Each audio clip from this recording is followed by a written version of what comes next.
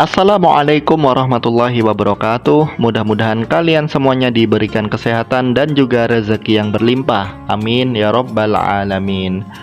Dan jangan lupa like, komen, serta subscribe supaya channel ini terus berkembang dan bisa menyediakan cerita-cerita terbaik untuk kalian semuanya. Sudah bertahun-tahun Baginda Raja Harun ar-Rasyid ingin mengalahkan Abu Nawas. Namun, perangkap-perangkap yang selama ini dibuat semuanya bisa diatasi dengan cara-cara yang cemerlang oleh Abu Nawas. Baginda Raja tidak putus asa, masih ada puluhan jaring muslihat untuk menjerat Abu Nawas. Baginda Raja beserta para menteri sering mengunjungi tempat pemandian air hangat yang hanya dikunjungi para pangeran, bangsawan, dan orang-orang terkenal.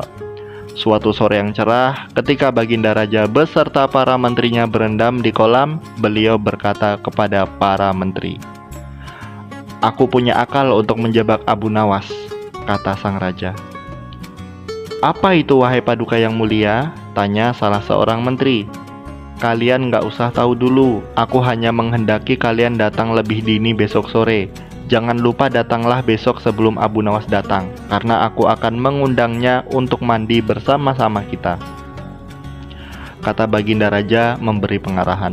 Baginda Raja memang sengaja tidak menyebutkan tipuan apa yang akan digelar besok. Abu Nawas diundang untuk mandi bersama Baginda Raja dan para menteri di pemandian air hangat yang terkenal itu. Seperti yang telah direncanakan, Baginda Raja dan para menteri sudah datang lebih dahulu. Baginda membawa 19 butir telur ayam. 18 butir dibagikan kepada para menterinya, 1 butir untuk dirinya sendiri. Kemudian, Baginda memberi pengarahan singkat tentang apa yang telah direncanakan untuk menjebak Abu Nawas. Ketika Abu Nawas datang, Baginda Raja beserta para menteri sudah berendam di kolam. Abu Nawas melepas pakaian dan langsung ikut berendam. Abu Nawas harap-harap cemas, kira-kira permainan apa lagi yang akan dihadapi. Mungkin permainan kali ini lebih berat, karena Baginda Raja tidak memberi tenggang waktu untuk berpikir. Tiba-tiba Baginda Raja membuyarkan lamunan Abu Nawas. Beliau berkata, "Hai Abu Nawas, aku mengundangmu mandi bersama karena ingin mengajak engkau ikut dalam permainan kami." "Permainan apakah itu, paduka yang mulia?" tanya Abu Nawas belum mengerti. "Kita sekali-kali melakukan sesuatu secara alami hanya bisa dilakukan oleh binatang. Sebagai manusia, kita mesti bisa dengan cara kita masing-masing," kata Baginda sambil tersenyum. "Hamba belum mengerti, Baginda yang mulia," kata Abu Nawas agak ketakutan.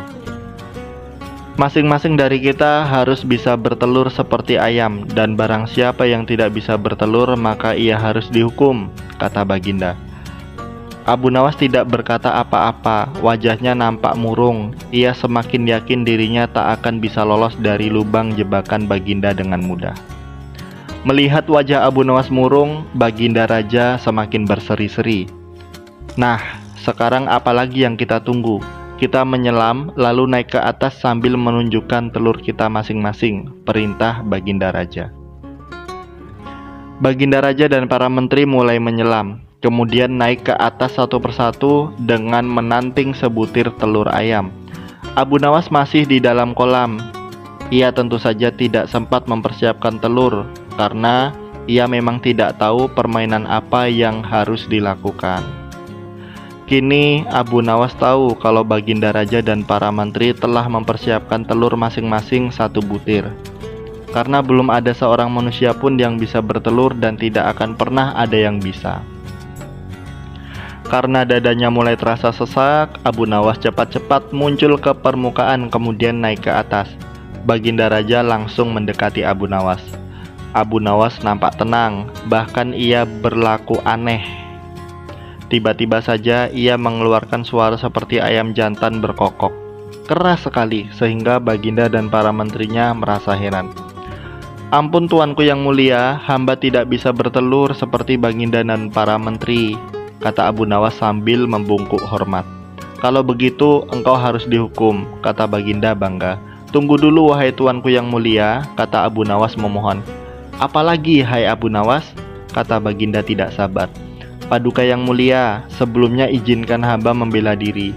Sebenarnya kalau hamba mau bertelur, hamba tentu mampu. Tetapi hamba merasa menjadi ayam jantan, maka hamba tidak bisa bertelur. Hanya ayam betina saja yang bisa bertelur. Kukuruyuk, kata Abu Nawas dengan membusungkan dada. Baginda Raja tidak bisa berkata apa-apa. Wajah Baginda dan para menteri yang semula cerah penuh kemenangan kini mendadak berubah menjadi merah padam karena malu, sebab mereka dianggap ayam betina. Abu Nawas memang licin, malah kini lebih licin daripada belut.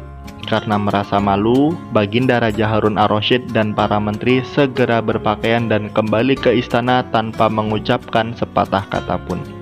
Memang, Abu Nawas yang nampaknya blow-on itu sebenarnya diakui oleh para ilmuwan sebagai ahli mantik atau ilmu logika.